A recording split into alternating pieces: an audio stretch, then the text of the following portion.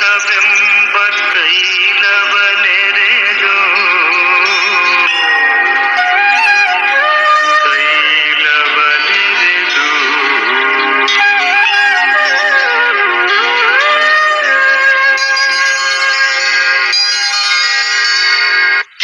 ಕಲ್ಯಾಣವೆಂಬ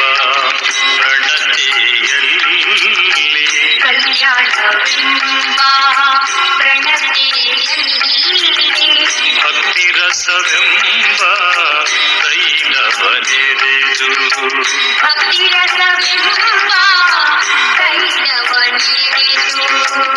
ಕಲ್ಯಾಣವೆಂಬ ಪ್ರಣತೆಯಲ್ಲಿ ಭಕ್ತಿ ರಸವೆಂಬ. ಓಂ ಶ್ರೀ ಗುರು ಬಸವಲಿಂಗಾಯ ನಮಃ. ಸರ್ವರಿಗೂ ಶರಣು ಶರಣಾರ್ಥಿ. ಉಷಃ ಕಾಲೇ ಅಮೃತಂ ವಾರಿ ಜೀರ್ಣೇ ವಾರಿ ಬಲಪ್ರದಂ ವಿಷವತ್ ಭೋಜನಾಂತೆ ಚ ಭೇಷಜಂ ರೋಗ ಪೀಡಿತೆ. ಇದು ಒಬ್ಬ ಋಷಿ ಹೇಳಿರ್ತಕ್ಕಂತಹ ಮಂತ್ರ. ನೀರನ್ನ ಕುರಿತಾಗಿ ಪ್ರಾಯಶಃ ಭಾರತದ ಮೂಲ ಋಷಿಗಳು ವೇದ ಕಾಲದಲ್ಲಿ ಕಂಡುಕೊಂಡಂತಹ ಸತ್ಯಗಳು, ಆ ಸತ್ಯಗಳನ್ನ ಅವರು ವರ್ಣಿಸಿರೋ ರೀತಿ ತುಂಬಾ ಅದ್ಭುತವಾಗಿದೆ. ಬೇರೆ ಯಾವ ಭಾಷೆಗಳಲ್ಲೂ ಇಷ್ಟು ಚೆನ್ನಾಗಿ ನೀರನ್ನ ಕುರಿತಾದ, ಗಾಳಿಯನ್ನ ಕುರಿತಾದ, ಸೂರ್ಯನನ್ನ ಕುರಿತಾದ ವರ್ಣನೆಗಳು ಸಿಗ್ತವೆ ಅಂತ ಹೇಳೋದು ಕಷ್ಟ. ಸಂಸ್ಕೃತದಲ್ಲಿ ವೇದಗಳು, ಅದರಲ್ಲಿ ಋಗ್ವೇದ ಈ ಪಂಚಭೂತಗಳನ್ನು ಬಹಳ ಚೆನ್ನಾಗಿ ವರ್ಣಿಸ್ತದೆ. ಬರೀ ವರ್ಣಿಸೋದಲ್ಲ, ಸತ್ಯ ಇದೆ ಅಂತ ವರ್ಣಿಸೋದು ಈ ಕವಿಗಳು ವರ್ಣಿಸ್ತಾರೆ. ಇಲ್ಲದ್ದು ಇದ್ದದ್ದು ಮತ್ ತಮಗೇನ್ ಕಲ್ಪನೆಗೆ ಬರ್ತದ ಹಂಗೆ ಟೈಮ್ ಪಾಸ್ಗೋಸ್ಕರ ಬರ್ದಂಗೆ ಬರೀತಾರೆ. ಆದ್ರೆ ವೇದಗಳಲ್ಲಿರ್ತಕ್ಕಂಥ ವರ್ಣಿಸುವ ರೀತಿ ಏನಿದೆಯಲ್ಲ ಅದ್ಭುತವಾಗಿದೆ. ಈ ಶ್ಲೋಕ ಎಲ್ಲಿ ಬಂದಿದೆ ಅಂತ ನನಗೂ ಗೊತ್ತಿಲ್ಲ ಇನ್ನು, ಆದ್ರೆ ಬಹಳ ಅದ್ಭುತವಾಗಿದೆ.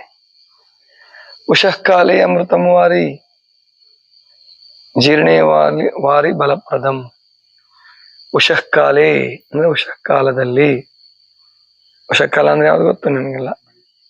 ಬೆಳಗಿನ ಸಮಯ, ಸೂರ್ಯೋದಯಕ್ಕೆ ಮುಂಚೆ 4 ಗಂಟೆ ಏನಲ್ಲ, ಸೂರ್ಯೋದಯಕ್ಕೆ ಮುಂಚೆ ಕೆಂಪು ಛಾಯೆ ಬರ್ತದಲ್ಲ, ಅದೇ ಉಷಃ ಕಾಲ. ಉಷಃ ಕಿರಣ ಅಂತ ಕರೀತಾರೆ ಅದಕ್ಕೆ. ಆ ಕಾಲದಲ್ಲಿ ಅಥವಾ ಒಟ್ಟು ಬೆಳಗಿನ ವೇಳೆ ಅಂತ ತಗೋಬಹುದು. ಅವಾಗ ನೀವು 3 ಗಂಟೆಗೆ 4 ಗಂಟೆಗೆ ಇದ್ರೆ ನೀರು ವಿಷ ಏನಾಗಿರಲ್ಲ, ಆವಾಗ್ಲೂ ಅಮೃತವೇ.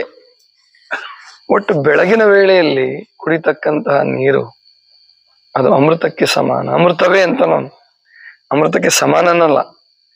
ಉಷಃ ಕಾಲೇ ಅಮೃತಂ ವಾರಿ. ವಾರಿ ಅಂದ್ರೆ ನೀರು, ವಾರಿಧಿ ಅಂತಾರಲ್ಲ ಸಮುದ್ರಕ್ಕೆ. ಉಷಃ ಕಾಲೇ ಅಮೃತಂ ವಾರಿ ಜೀರ್ಣೇ ವಾರಿ ಬಲಪ್ರದಂ. ಜೀರ್ಣದಲ್ಲಿ ಅಂದ್ರೆ ಜೀರ್ಣಕ್ರಿಯೆಗೆ ನೀರೇ ಶಕ್ತಿ ಕೊಡ್ತಕ್ಕಂಥದ್ದು.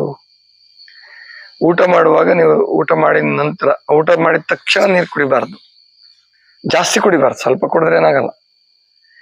ಈ ಕೆಲವರು ತಪ್ಪು ರೂಢಿ ಮಾಡಿರ್ತಾರೆ, ಜೀರ್ಣಕ್ಕೆ ಒಳ್ಳೇದು ಅಂತ ಹೇಳಿ ಊಟ ಆದ ಕೂಡಲೇ ಒಂದ್ ಚರಿಗೆ ನೀರು ಕುಡಿಬಿಡ್ತಾರೆ, ಅದು ಒಳ್ಳೇದಲ್ಲ. ಜೀರ್ಣೇ ವಾರಿ ಬಲಪ್ರದಂ ಅಂದ್ರೆ ಜೀರ್ಣ ಆಗೋದಕ್ಕೆ ನೀರು ಬೇಕು, ನೀರು ಶಕ್ತಿಯನ್ನು ಕೊಡುತ್ತದೆ. ವಿಷವತ್ ಭೋಜನ ಅಂತೇಚ, ಮುಂದೆ ಆ ಮಾತು ಹೇಳ್ಬಿಡ್ತಾನೆ ನಾವು ಕರೆಕ್ಟ್ ಆಗಿ. ಜೀರ್ಣಕ್ಕೆ ನೀರು ಬೇಕು ಅಂತೇಳಿ ಭೋಜನ ಆದ ಕೂಡಲೇ ಸಿಕ್ಕಾಪಟ್ಟೆ ನೀರು ಕುಡಿದ್ರೆ ಅದು ವಿಷವತ್, ವಿಷವಾಗುತ್ತದೆ. ಭೋಜನ ಅಂತೇಚ, ಭೋಜನ ಅಂತೆ ಚ ಮುಂದಕ್ಕೆ ತಗೋಬೇಕು, ಅಥವಾ ಮತ್ತು ಅಂತ ಅರ್ಥ. ವಿಷವತ್ ಭೋಜನ ಅಂತೆ, ಭೋಜನದ ಕೊನೆಯ ಭಾಗದಲ್ಲಿ ನೀರನ್ನ ಕುಡಿದ್ರೆ, ಬಹಳ ಕುಡಿದ್ರೆ ವಿಷವಾಗುತ್ತದೆ. ಇಲ್ಲೊಬ್ಬ ಬಂದಿದ್ದ ಸಿದ್ಲಿಂಗಯ್ಯ ಅಂತ ಹೇಳಿ, ಕುಂದ್ರಗಿ ಅಂತ ಕಾಣುತ್ತ ಬಾಗಲಕೋಟೆ ಹತ್ರ, ಅಲ್ಲಿ ಅವನಿಗಾಗ್ಲೇ ಕಿಡ್ನಿ ಫೇಲ್ಯೂರ್ ಆಗ್ಬಿಟ್ಟಿತ್ತು, ಅಂದ್ರೆ ಡಯಾಲಿಸಿಸ್ ನಡೀತಾ ಇತ್ತು. ಆದ್ರೂ ಯಾರೋ ಹೇಳಿದ್ರಂತೆ, ಮದುವೆನೂ ಆಗಿತ್ತು, ಮಕ್ಕಳು ಇದ್ರೋ ಇಲ್ಲೋ ಗೊತ್ತಿಲ್ಲ, ಹೆಂಡತಿನೇ ಬಂದಿದ್ರು, ಅವ್ರ ಸೇವಕ್ಕೆ ಹೆಂಡತಿನೇ ಕರ್ಕೊಂಡು ಬಂದಿದ್ದ. ತುಂಬಾ ದೊಡ್ಡ ಆಳು, ದಪ್ಪನೂ ಇದ್ದ ಅಂತ ಕಾಣುತ್ತ. ಅವಾಗ ಈಗ್ಲೂ ಉಪವಾಸಕ್ಕೆ ಬಂದಾಗ್ಲೂ ದಪ್ಪನೇ ಇದ್ದ. ಅವನು ಹೇಳ್ತಿದ್ದ, ಅವನು ಖುಷಿಯಾಗಿದ್ದ ಅವನು ನೋಡಕ್ಕೆ. ತೀರ್ಕೊಂಡ ಆಮೇಲೆ ಡಯಾಲಿಸಿಸ್ ಮಾಡಿಸ್ಕೊಂಡೇ ತೀರ್ಕೊಂಡ. 38 ವರ್ಷದೊಳಗೆ ಅವನ ಅಂತ್ಯ ಆಯ್ತು, ಜೀವನದ ಅಂತ್ಯ ಮುಗೀತು. ಅವ ಹೇಳ್ತಿದ್ದ, ಏನಪ್ಪ ನಿನ್ನ ಊಟದ ಪದ್ಧತಿ ಹೇಗಿತ್ತು ಅಂತೆಲ್ಲ ಕೇಳ. ಚೆನ್ನಾಗಿ ಊಟ ಮಾಡ್ತಿದ್ದೀರಿ, ಫ್ಯಾಕ್ಟ್ರಿಗೆ ಹೋಗ್ತಿದ್ನಂತೆ. 4 ರೊಟ್ಟಿ ಬೇಕು ಒಂದು ಹೊತ್ತಿಗೆ ನನಗೆ, 4 ರಿಂದ 5 ರೊಟ್ಟಿ. ಚೆನ್ನಾಗಿ ಅನ್ನನೂ ಉಣ್ತಿದ್ದೆ.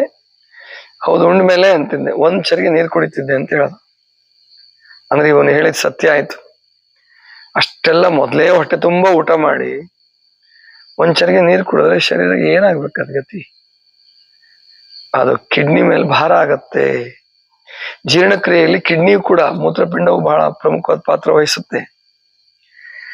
ನೀರನ್ನ ನೀವು ಅತಿಯಾಗಿ ಕುಡಿದ್ರೆ ಊಟ ಆದ ತಕ್ಷಣ ಅದು ನೀರನ್ನ ಸೋಸಿ ಆಚೆ ಹಾಕ್ಬೇಕಾಗತ್ತೆ. ಆದ್ರಿಂದ ಊಟದ ನಡುವೆ ಅಗತ್ಯ ಇದ್ದಷ್ಟು ಮಾತ್ರ ಸ್ವಲ್ಪ ನೀರು ಕುಡಿಬೇಕು. ಆಮೇಲೆ ಊಟ ಆದ ನಂತರ ಅಂತೂ ಮಜ್ಜಿಗೆ ಕುಡಿದ್ಬಿಟ್ರೆ ನೀರು ಕುಡಿಯೋ ಅಗತ್ಯನೇ ಇಲ್ಲ. ಮಜ್ಜಿಗೆ ಕುಡಿದ್ರೆ ಮತ್ತೆ ನೀರು ಕುಡಿಯೋ ಅಗತ್ಯ ಇಲ್ಲ. ಹಾಗಾದ್ರೆ ಕೈ ತೊಳೆದು ಕುಡಿಯುವಂತ ಪದ್ಧತಿಯನ್ನು ಶರಣರು ಮಾಡಿದಾರಲ್ಲ. ಸ್ವಲ್ಪ ಪ್ರಮಾಣದಲ್ಲಿ ಕೈ ತೊಳಿರಿ, ತಟ್ಟೆ ತೊಳಿಬೇಕು ಅಂತಲ್ಲ. ಕೈ ತೊಳೆದು ಬೇಕಾದ್ರೆ 1 ಅಗಳು ಪ್ರಸಾದ ವ್ಯರ್ಥ ಆಗಬಾರ್ದು ಅನ್ನೋ ಕಾರಣ. ಉತ್ತರ ಭಾರತದಲ್ಲಿ ಮಜ್ಜಿಗೆ ಕುಡಿಯೋ ಸಂಪ್ರದಾಯ ಇಲ್ಲ. ಉತ್ತರ ಕರ್ನಾಟಕದಲ್ಲಿ, ದಕ್ಷಿಣ ಕರ್ನಾಟಕದಲ್ಲಿ ಇದೆ ಅದು. ಆದ್ರೆ ನೀವು ಪಲ್ಯಕ್ಕೆ ಮೊಸರು ಹಚ್ಕೊಂತೀರಿ, ಬಾಕಿ ತರ ಮಜ್ಜಿಗೆ ಆಮೇಲೆ ಕುಡಿತೀರಿ, ಏನೋ ಮಾಡ್ತೀರಿ ಮಧ್ಯದಲ್ಲಿ. ಊಟ ಆದ ತಕ್ಷಣ ಮಜ್ಜಿಗೆ ಬೇಕೇ ಬೇಕು ಅಂತ ಉತ್ತರ ಕರ್ನಾಟಕದವ್ರಿಗೆ ಒತ್ತಾಯ ಇಲ್ಲ, ಅವ್ರಿಗೆ ಬೇಕು ಅಂತ. ದಕ್ಷಿಣ ಕರ್ನಾಟಕದವ್ರಿಗೆ ನೀವು ನೋಡಿಬೇಕಾದ್ರೆ ದಾವಣಗೆರೆ ದಾಟದ್ರ ಆ ಕಡೆ ಹಾಸನ, ಶಿವಮೊಗ್ಗ, ಮೈಸೂರು, ಮಂಡ್ಯ ಎಲ್ಲರೂ ಕೂಡ, ಅದರಲ್ಲೂ ಸಸ್ಯಾಹಾರಿಗಳಂತೂ ಮಜ್ಜಿಗೆ ಕೇಳ್ತಾರೆ ಸಾಮಾನ್ಯವಾಗಿ. ಊಟ ಆದ ತಕ್ಷಣ ಮಜ್ಜಿಗೆ ಬೇಕು. ಈಗ ದಾಸೋಹದಲ್ಲಿ ಕೆಲವರು ಮಜ್ಜಿಗೆ ಕೊಡ್ತಾ ಇದ್ದಾರೆ ಮಠದಲ್ಲಿ. ಅದು ಉತ್ತರ ಕರ್ನಾಟಕದಲ್ಲೂ ಶುರು ಆಗಿದೆ. ಅಂದ್ರೆ ಊಟ ಆದ ತಕ್ಷಣ ಮಜ್ಜಿಗೆ ಕುಡಿದ್ರೆ ಅದೇ ಜೀರ್ಣಕ್ಕೆ ಬಹಳ ಒಳ್ಳೇದು, ಪಾಚಕಕ್ಕೆ ತುಂಬಾ ಒಳ್ಳೇದು. ಹಾಗಾದ್ರೆ ನೀರು ಯಾವಾಗ ಕುಡಿಯೋದು? ಊಟ ಆದ ನಂತರ 3/4 ಗಂಟೆ ಅಥವಾ 1 ಗಂಟೆ ಬಿಟ್ಟು. ನಿಮಗೆ ಬಾಯಾರಿಕೆ ಆಗದಿದ್ರು ಕೂಡ ನೀರನ್ನು ನೆನಪಿಸ್ಕೊಂಡು ಕುಡಿಬೇಕು. ಆಗತ್ತೆ, ಸಾಮಾನ್ಯವಾಗಿ ಆಗತ್ತೆ. ನೀರನ್ನ ಕುಡಿಯೋ ಪದ್ಧತಿ ಸರಿಯಾಗಿ ಇಟ್ಕೊಂಡಿದ್ರೆ ಊಟ ಆಗುವಂತ ತಾಸಿಗೆ ನೀರು ಬೇಕು ಅಂತ ಅನ್ಸುತ್ತೆ. ಬೇಕು ಅನ್ನಿಸದೇ ಇದ್ರು ಕೂಡ ನೀವು ಒಂದು ದೊಡ್ಡ ಗ್ಲಾಸಲ್ಲಿ 1 ಗ್ಲಾಸ್ ನೀರನ್ನ ಕುಡೀರಿ.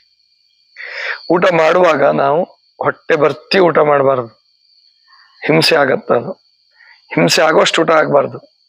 ಹಿತವಾಗಿ ಇರುವಾಗಲೇ ಮುಗಿಸ್ಬಿಡ್ಬೇಕು.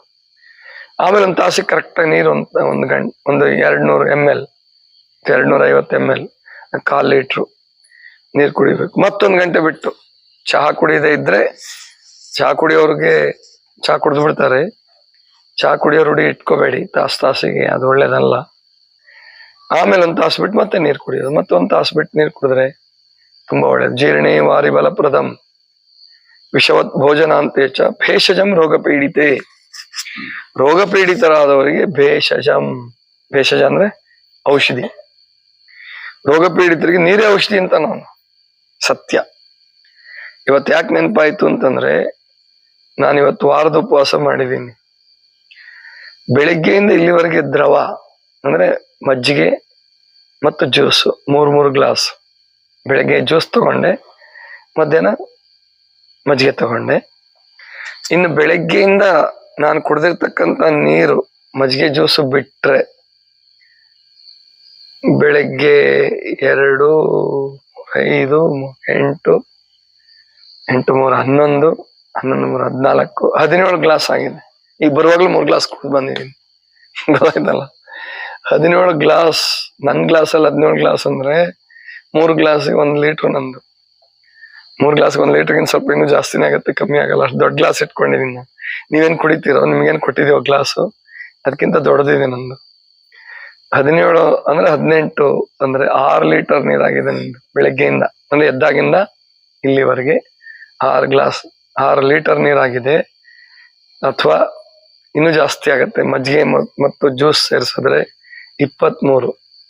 ಅಂದ್ರೆ 23 ಗ್ಲಾಸ್ ಅಂದ್ರೆ 24 ಇಟ್ಕೊಂಡ್ರೆ 8, 3 24 ಅಂದ್ರೆ 8 ಲೀಟರ್ ನೀರ ದ್ರವ ಪದಾರ್ಥ ಹೋಗಿದೆ. ಎಷ್ಟು ಚೆನ್ನಾಗಿ ತೊಳೆದೋಗಿರುತ್ತೆ ಶರೀರ ಗೊತ್ತಾ?